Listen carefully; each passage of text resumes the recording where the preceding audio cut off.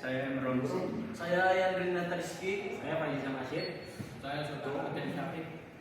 Oke, jadi langsung aja ke presentasinya yang akan dibacakan oleh Yandri. IPv4 address. IPv4 memiliki dua bagian, network, alamat jaringan, host, alamat perangkat, subnetting. Digunakan untuk membedakan network dan host. Flag ditulis seperti /24 menunjukkan jumlah bit network. Logika AND dipakai untuk menentukan network address dari IP subdemas. Jenis IPv4, network address, identitas jaringan, host address, alamat perangkat, broadcast address, mengirim data ke semua host. Struktur IPv4 membantu komunikasi dan pembagian jaringan menjadi lebih teratur. Di sini saya akan membahas modul 2 yaitu IPv4, unicast, broadcast, dan multicast. Yang pertama ada unicast yaitu transmisi unicast yang merujuk pada satu perangkat yang mengirimkan ke satu perangkat lain dalam komunikasi satu lawan satu. Paket unicast memiliki alamat IP tujuan yang merupakan alamat unicast yang ditujukan ke satu penerima. Kemudian itu ada siaran. Transmisi siaran mengacu pada perangkat yang mengirimkan ke semua perangkat di jaringan dalam komunikasi satu ke semua. Paket siaran memiliki alamat IP tujuan dengan semua angka 1 dibagian pos atau 32 bit 1. Kemudian itu ada multicast, yaitu transmisi multicast mengurangi lalu lintas dengan memungkinkan sebuah host mengirimkan satu paket ke sekumpulan host terpilih yang berlangganan multicast. Protokol routing seperti OSPF menggunakan transmisi multicast, misalnya router yang dihubungkan dengan OSPF berkomunikasi satu sama lain yang menggunakan alamat multicast. Kemudian itu ada aktivitas unicast, broadcast, atau multicast. Jadi itu kita klik host atau host yang akan menerima paket berdasarkan jenis alamat, unicast, broadcast, atau multicast. Sekian dari saya, terima kasih. Oke, di materi selanjutnya itu ada 11.3 types of IPv4 address. Oke, jadi yang pertama itu ada 11.3.1 public and private IPv4 address, di mana IPv4 address digunakan untuk mengidentifikasi perangkat dalam jaringan. IPv4 dibagi menjadi public IP dan private IP. Yang pertama itu public IPv4 address, yaitu public IPv4 address dapat digunakan dan dirutakan di internet. Setiap alamat harus unik agar tidak terjadi konflik dengan perangkat lain. Selanjutnya ada private IPv4 address, yaitu digunakan dalam jaringan lokal dan tidak dapat diakses langsung dari internet. RFC 1918 Private Address Block 10.0.0.0/8 172.16.0.0/12 192.168.0.0/16. Selanjutnya ada 11.3.2 routing to the internet. Karena private IPv4 address tidak dapat dirutakan ke internet, diperlukan proses penerjemahan alamat sebelum paket dikirim ke jaringan publik. Yang pertama itu ada NAT, yaitu Network Address Translation. NAT adalah proses mengubah private IPv4 address menjadi public IPv4 address agar perangkat dapat mengakses internet. Proses ini biasanya dilakukan oleh router. Selanjutnya ada DMZ atau Militarized Zone. DMZ adalah bagian jaringan yang berisi server atau layanan yang dapat diakses dari internet dan dipisahkan dari jaringan internal untuk meningkatkan keamanan. Selanjutnya ada 11.3.3 Activity Password Block IPv4 address, yaitu aktivitas ini bertujuan melatih kemampuan membedakan alamat IPv4 yang termasuk public atau private. Selanjutnya ada 11.3, mohon maaf sebentar. Oke. Lanjut ke 11.3.4 yaitu Special as IPv4 address, yaitu selain public dan private address, terdapat alamat IPv4 khusus yang digunakan untuk keperluan tertentu, yaitu loopback address. Loopback address digunakan untuk menguji komunikasi jaringan pada perangkat itu sendiri. Misalnya network 127.0.0.0/8. Alamat yang paling umum yaitu 127.0.0.1 localhost. Fungsi loopback yaitu yang pertama menguji konfigurasi TCP/IP, membantu troubleshooting jaringan, Yang ketiga, yang terakhir, memastikan layanan jaringan berjalan dengan baik. Selanjutnya ada 11.3.5 yaitu legasi kelas full addressing. Pada awal perkembangan IP4, alamat IP dibagi ke dalam beberapa kelas berdasarkan ukuran jaringan. Yang pertama itu adalah kelas A rentang 1 sampai 26 default max 8, kelas B rentang 128 sampai 191 default max 16, kelas C rentang 192 sampai 223 default max 24, kelas D rentang 224 239 digunakan untuk multicast, kelas E yang terakhir rentang 240 sampai 255 digunakan untuk penelitian. Selanjutnya ada 11.3.6 assignment of IP address. Alamat IPv4 dan IPv6 dikelola secara global agar tidak terjadi duplikasi alamat. Ada IANA Internet Assigned Numbers Authority. IANA bertugas mengelola dan mendistribusikan blok alamat IP ke berbagai wilayah dunia. Ada RIR yaitu Regional Internet Registries. Terdapat 5 organisasi RIR yaitu AFRINIC untuk Afrika, APNIC untuk Asia Pasifik, ARIN untuk Amerika Utara, LAPNIC untuk Amerika Latin dan Karibia, RIC-NCC untuk Eropa Timur, Tengah, dan Asia Tengah. Alur distribusi IANA, RIR, ISP, organisasi pengguna. Oke, sekian dari saya. Dan Baik, saya akan melanjutkan ke 11.4 yaitu network segmentation. Yang pertama ada broadcast domains and segmentation. Broadcast domain adalah kumpulan perangkat dalam satu jaringan yang menerima pesan broadcast. Jika satu perangkat mengirim broadcast, maka semua perangkat dalam jaringan tersebut akan menerima pesan itu pada jaringan yang besar. Terlalu banyak broadcast dapat membuat jaringan menjadi lambat. Oleh karena itu dilakukan segmentasi jaringan, yaitu membagi jaringan besar menjadi beberapa jaringan kecil menggunakan router, WLAN atau subnetting. Dengan segmentasi, broadcast hanya berada pada jaringan tertentu sehingga performa jaringan menjadi lebih baik.